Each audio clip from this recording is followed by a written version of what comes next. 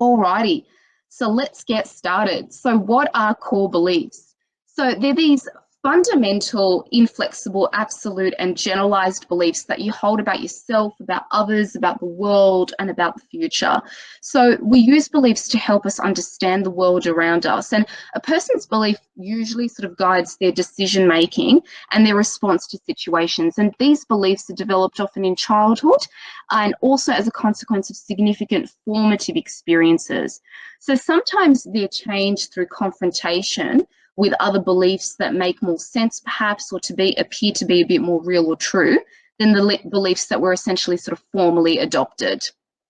Okay, so what are some sources of belief? Okay, so one source of belief is evidential. So the way in which we sort of develop our beliefs is through empiricism. So we perceive customer experience, we perceive generalizations and patterns within the universe through our sensorial faculties, through our hearing, sight, smell, taste, touch.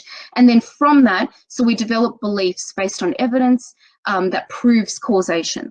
We can also develop beliefs through our logical faculties, our pure intellect, our rationality, and through reason. We can also develop beliefs through our traditions, so family and societal traditions, ancestral traditions, traditions that may be thousands of years old, historical and cultural traditions. And then we can also develop our beliefs through authority, so authoritative figures, authority figures, mentors, teachers, religious figures, parents, normally sort of speaking. And then our beliefs can also be developed as a consequence of association. So beliefs can be formed through people or groups that we essentially associate with, and also through revelation. So divine revelation, a hunch, an inkling, a sixth sense, intuition perhaps, okay? So there are two types of beliefs. There are positive beliefs, so those are what we call enabling, and limiting beliefs, so those are what we call negative beliefs. So enabling beliefs are, optimistic, they show good efficacy, or the belief that you yourself can actually sort of achieve something. So they might be along the lines of, I am intelligent, I'm worthy, I'm powerful, I always try my best, I'm hardworking, or even something as kind of comprehensive and black and white as I'm a success. And we'll look at the consequences of even having some of these positive beliefs in this webinar. So another type of belief, negative core beliefs. So these are limiting, they hold you back. And they're often seen as absolutes, and they're often inaccurate and unhelpful. And people with these limiting negative beliefs, they're often judgmental about themselves and about others. So examples of these negative beliefs include I'm weak, I'm boring, I'm stupid, I'm a failure, I'm incompetent, I'm inadequate, defective, I'm an outsider, I don't belong, okay? We can also have positive and negative beliefs pertaining to others. So people are normal, other people are better than me, people judge me, people are disloyal, other people can't be trusted, or others like and value my opinion. Or they can also be pertaining towards the future. So the things I worry about will happen, it's certain, or the future is doom and gloom. Or it could be the future is bright and positive and opportunity awaits. And then you can also have negative beliefs, core beliefs pertaining to the world. So the world is dangerous, or the world is my oyster. Now, the fact of the matter is, regardless of whether these beliefs are positive or negative, they're not always true, and they can lead a person to making some pretty poor decisions, okay? So usually the inaccurate beliefs that are negative in particular are the hallmark of depression and anxiety. Now let's consider one example or two examples of core belief, one that's positive and one that's negative, and let's look at the consequences of these particular core beliefs in terms of our decision making, right? So if we consider the black and white way of thinking, success, a failure. I'm a success, I'm a failure. So if you're a success, that's implying or connoting this comprehensive, singular, overall good thing. Or its opposite, you're a failure, I'm a failure. That's this comprehensive, singular, irredeemably bad thing. So the words are not implying any alternative or any middle ground. And in a world as complex as ours, this kind of generalization or this failure to differentiate is often a sign of like an unsophisticated analysis. An analysis it's kind of lacking in nuance. The fact of the matter is there are vital degrees or gradations of value that are essentially obliterated by this binary sort of system. And the consequences of just thinking of myself as a success or a failure, the consequences of them are often not good. right? So let me give you an example of why even just having that positive core belief of I'm a success or the negative core belief of I'm a failure, why that can actually be unhelpful in terms of the decisions that we make. So to start off with, there are multiple areas within our life that are essentially of value or that we consider to be important, say for instance. So it might be, one area that we consider to be important might be our work, our career, our job.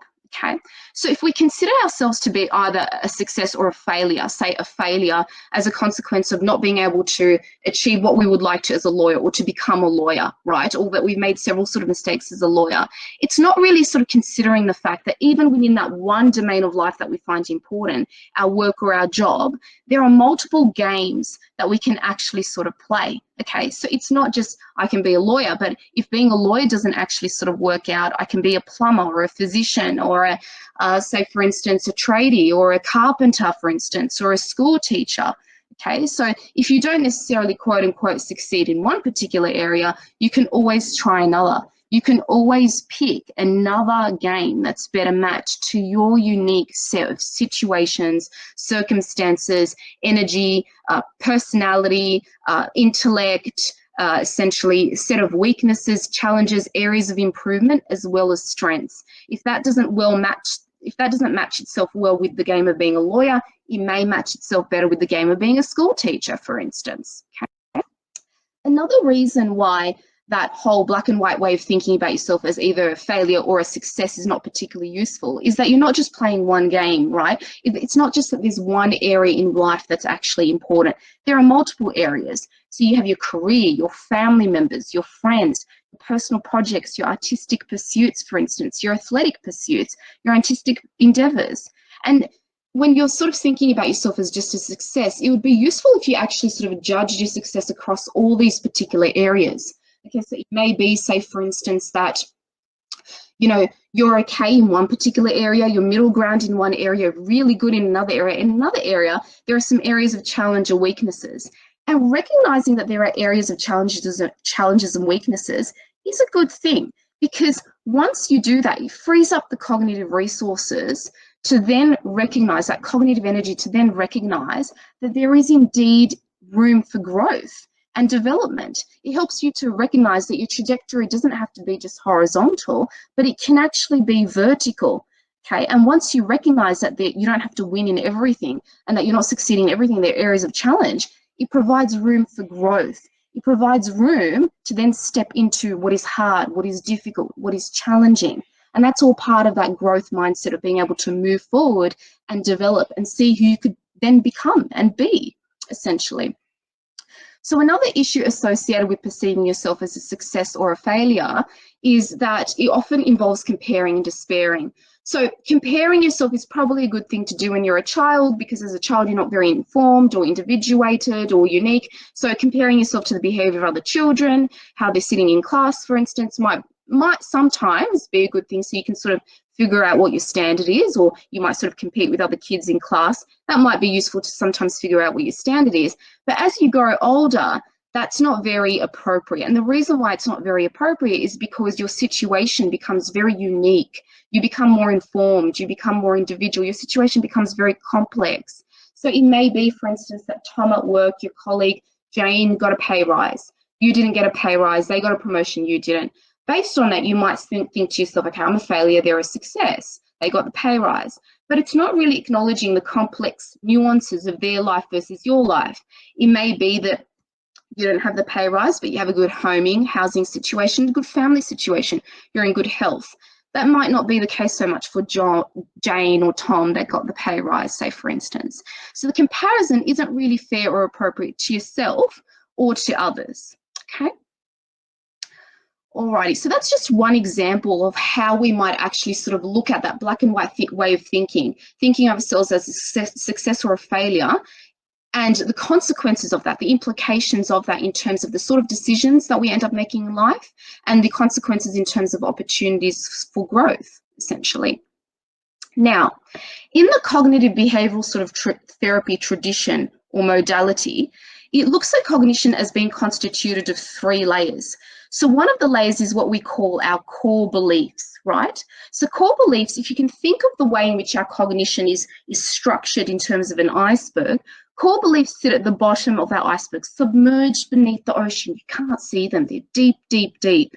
And then you've got your rules for living, your assumptions. So those are your dysfunctional assumptions, your intermediate beliefs.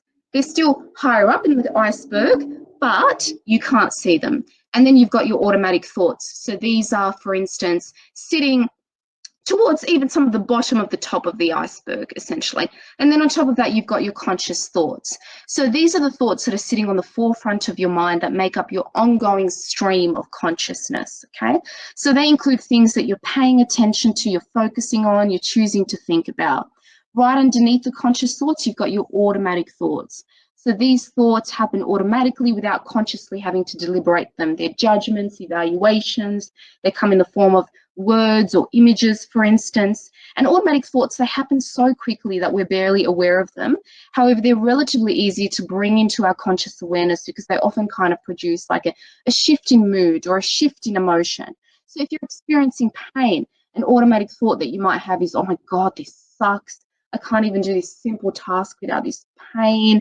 If I did it, I sure did it, but hell, I paid for this particular task that I did. I'm in so much pain. Used to be so fit. My kids must think I'm useless, for instance. Something must be really wrong with me. So what's interesting about these automatic thoughts is they provide us with some clues about what is sitting underneath those interior layers, right? Our intermediate thoughts, our core beliefs, right?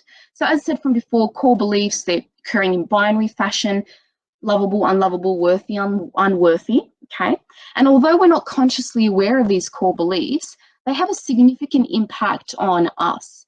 They have significant impacts on the way in which we respond, perceive, and interpret particular types of situations. So situations in daily life, they're activated by these particular sort of core beliefs. Okay, so you might have, say, for instance, so the way in which our core beliefs influence or perceive or interpret a particular situation or cause us to respond to a particular situation is what we refer to as our intermediate belief, right? So our intermediate belief might be, say, for instance, if I don't have something perfect to say, or if what I have to say isn't of 100% level in terms of standards, I shouldn't contribute. I shouldn't say anything. I shouldn't contribute to this project. I shouldn't say anything in this meeting, right? That's usually being influenced by a core belief of, I'm not good enough, I'm inadequate. And then on top of that rule for living, I shouldn't contribute if I don't have something perfect to say, that's usually being laid by an automatic thought of, oh my God, my boss is asking me to say something and I haven't properly prepared, right? So these intermediate beliefs, they can also arise from core beliefs either as logical extensions of them or attempts to cope and compensate for what we believe is true. So for example, I'm inadequate. I've got that core belief, so I need to work harder than everybody else. That's guiding our rule for living, right? Or I'm unlovable. That's my core belief. So my rule for living is I should expect rejection. I shouldn't put myself in circumstances where I can be rejected, right? So other examples of rules for living or assumption is the less you give a damn, the happier you'll be. Or what does it kill you makes you stronger. I don't know if you've heard of that one. God. Or for instance, I should always do what I'm told. For instance, maybe a bit useful when you're 5 years old, not so useful when you turn into an adult. If you're experiencing pain, if I have pain, it means there's something wrong. Or if I don't provide financially for my family, it means I'm a bad parent or spouse. Or, you know, being an adult or a parent means that I have to be constantly self-sacrificing and do all the heavy lifting. Your core beliefs say, if you're experiencing pain, is I'm useless, I'm broken, my body's unstable, I'm degenerating. So what we want to do is we want to take this stream of automatic thoughts, intermediate beliefs, and core beliefs and moderate them. So instead of I'm broken, my body can adapt. I'm not broken, moderating that. Instead of the rule for living of, if I have pain, it means something's wrong, moderating it to, if I have pain, it doesn't necessarily mean something's wrong. Okay, I can't provide financially for my family, but sure, I can do something else. If I'm having the automatic thought of, this sucks, moderating it to, I'm sore, but I'm safe. Okay, so how do we find out what these particular sort of beliefs, core beliefs are? Okay, we engage in a process called ABC. We identify what the activating event is that's actually caused us to have that unwanted emotion of anxiety or distress. Okay, what's the event that's led up to this? What are the thoughts, ideas, memories that we've had? My friend might have phoned and said, hey, you know that party we arranged to go to together? I can't come anymore, right? Or my boss turned around and said, hey, everybody's got to introduce themselves to the managing director right now. Ask yourself what the consequences were to that activating event, and they usually come in the form of emotions, physical responses, and behavioral. My friend calls, says she can't come with me anymore. Am I all of a sudden feeling lonely, rejected, bitter, resentful, irritated? Okay. Am I then sort of hyperventilating? My boss is saying that I've got to contribute to this project. Am I breathless now? Am I blushing? My heart rate has increased. What have I done? Did I call for time out? Friend says I can't come anymore. What did I do? Did I, say, for instance, send an email to the organizer of the party and said, hey, I'm out, I can't go. Did I escape? Did I avoid the situation? Write those consequences down, right? Then what's interesting is that the way in which you responded to that particular activating event in terms of your emotions, your physical sensations, and your behaviors is often as a result of your beliefs, the automatic thoughts that have emerged and that have been used to interpret the activating event. Remember how I said core beliefs? They cause us to respond to a particular activating event in a particular way, particular situation in a particular way. So if Frank called, said, I can't come anymore, I'm feeling lonely and rejected, what beliefs and automatic thoughts came up? Oh, she's making an excuse. She never wanted to see me. She really, really doesn't like me. She was just being polite. This always happens to me. I'm such a loser. I'll be all by myself. I won't know anyone. I can't do it. Write those thoughts down. What's actually sort of coming up for you? Then what we want to do is we want to take those thoughts. We want to actually write them down, okay? So we want to interrogate those thoughts. So we want to take one of the thoughts that's emerged in the activating event, she doesn't want to see me. And then we want to ask ourselves, okay, if that's true, she doesn't want to see me, what does that actually mean about me, okay? Nobody would want to spend time with me. Okay, if that's true, what does that mean about me? Interrogate it further. I don't fit in. I feel different. Okay, all right, so that's when we've hit the intermediate belief, the rule for assumption. If I don't fit in and I feel different, then I should reject invitations or I shouldn't go anywhere. Okay, if I can't go with anyone, then I'm not going to be sort of comfortable. Therefore, I shouldn't invite myself. Okay, if that's true, what does that mean about me? I'll never have any real relationships. Okay, that's true. What does that mean about me? I'll always be alone.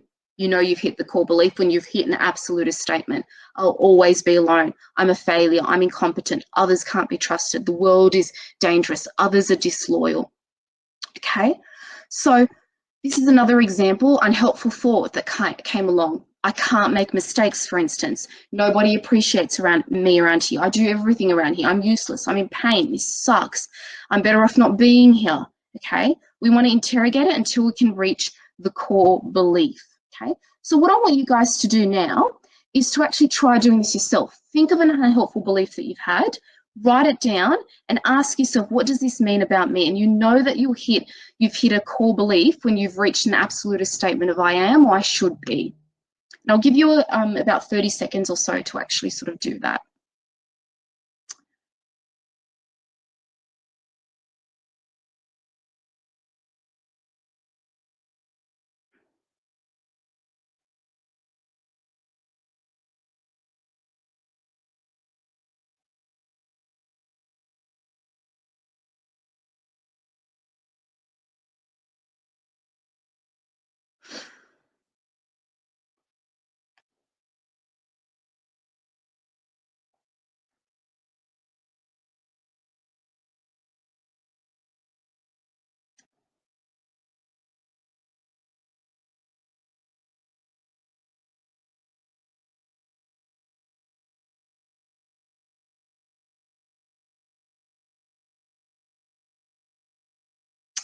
Alrighty, so that's definitely something that you can try a bit further in your own time. But what do we do with that stream of beliefs that we've arrived at? What we want to do is then take that stream of automatic, intermediate beliefs and core beliefs and tabulate it. Then for each of those set of beliefs, we want to ask ourselves, what's the evidence for the belief? What's the evidence against the belief? And then let's consider the evidence for and against the belief and produce a counter statement. So if we look at the actual sort of belief, so we don't have time to go through everything, but if we actually just consider the core belief of I'll always be alone, let's look at the evidence for it. I often feel lonely. Okay, so that's the case. Let's look at evidence against it. Okay, so Some of the times I feel lonely, and that's because I choose to say no to particular sort of types of invitations. Okay, now let's consider the evidence for and against the belief and produce an appropriate counter-statement. Okay, sometimes I feel alone because I'm rejecting invitations. I do have a bit of anxiety in social situations. I'm working towards that anxiety and working through that anxiety in social situations. That's always been a barrier to making new friends. I've currently got a therapist at the moment. I'm working with that therapist on dealing with this, and I know that once I'm able to work through this, then I'll be able to sort of put myself in social situations, perhaps interact a bit better with some people, and perhaps make new friends and be less lonely. There you go. You've got your moderated counter statement.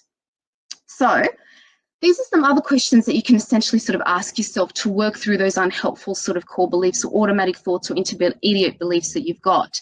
So it may be, for instance, I think a really good question here that you can sort of ask yourself is, you know, what's the cost of me believing my thought? What does it actually sort of do for me? Okay, so what's the cost of my unhelpful sort of thought? I'm having the unhelpful thought that I'm inadequate, or that I'm incapable, or that the world is dangerous, or that others are disloyal, that people suck, people can't be trusted, others are normal. What's that doing for me? Okay, it's causing me to feel resentful, bitter. I'm blaming other people. Okay, so I'm acting in ways that I don't want to act. I'm starting to feel guilty. I'm treating myself badly. I'm on autopilot. It's causing me, for instance, to lose my confidence, to feel incapable, to get muscle tension, right? Okay, and then ask yourself, am I 100% sure that these thoughts are true, that I'm incapable, that I'm incompetent, that I'm not good enough? Okay, so asking yourself that, or that I'm unlovable. Okay, so asking yourself, is it 100% true that others can't be trusted or that other people are disloyal? Okay, so perhaps people have been unfaithful to me in the past. Perhaps it's the case, for instance, that, you know, I've had a bad experience, that the house was on fire, or that, you know, the car sort of crashed and I think the world is dangerous. Perhaps that's sort of the case. But I've also had plenty of experiences of people being supportive, kind, loving, caring towards me, offering me sort of shelter, food, clothing, looking after me, good professionals looking after me. I think the world is dangerous, but I have taken risks in the past and the consequences have been positive. They haven't been entirely negative, although there have been some negative consequences. You know, I say, for instance, you know, I'm able to move my way through the world most of the time, 80 to 90 to 95% of the time, and enjoy the safety of the world and not experience a lot of difficulty. Okay, and maybe I've had one or two times in my life where I've experienced something dangerous, but by and large, the majority of my experience moving through the community, going through the shopping centre, that's been a safe sort of experience for me. Okay, another good question to ask yourself is, what experiences do I have that show that this belief is not completely true all the time? If you have the core belief of I'm unlovable, challenging it. Okay, so in the past, I've had 4 to 5 sort of good friends at school. We were good friends. We stayed friends for a number of years. We weren't able to keep in contact with each other because we didn't have social media at the time, but I remember that we had a good relationship. Or it may be the case, say, for instance, that I get invited for coffee at the place that I volunteer at. They're the ones that invited me, not the other way around. Or it may be the case that I was good friends with the neighbour. Okay, so we had a good, but she had to get married and so she had to move to the coast, but we still keep in contact occasionally. Therefore, more evidence that I'm not entirely unlovable or unlikable. So what I want you to do is take the time out, another 30 or 45 seconds, to take some of those core beliefs and to use those good questions in order to challenge them.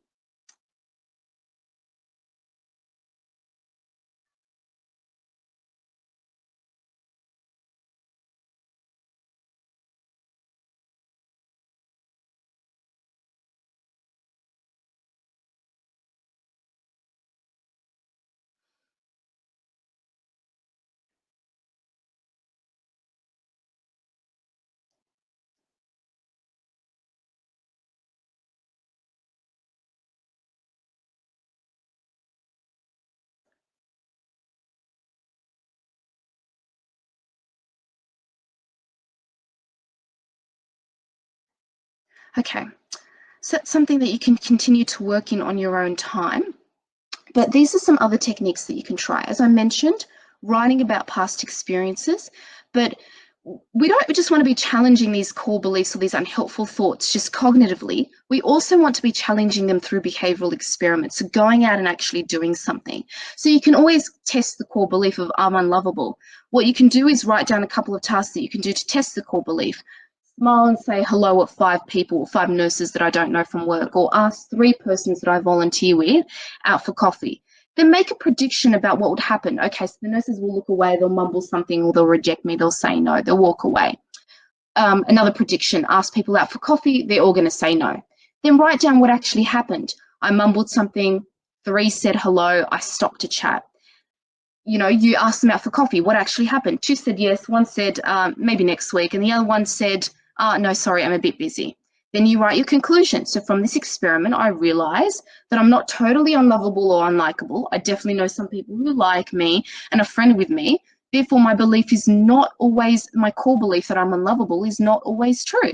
And then you can produce your balanced core belief of not everyone will like me all the time, but I'm likable to some people.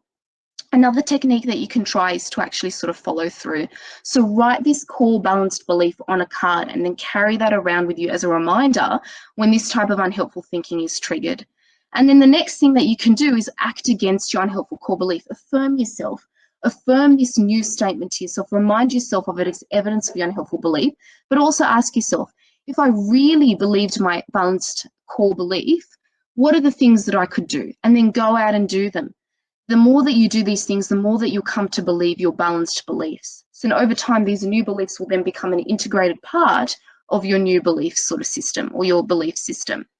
So what are the key takeaways? Formative experiences influence the development of our core beliefs. Certain situations activate our core beliefs and they produce certain consequences. If we can moderate the beliefs, we can then moderate the consequences, our emotions, our behaviors, our physical responses.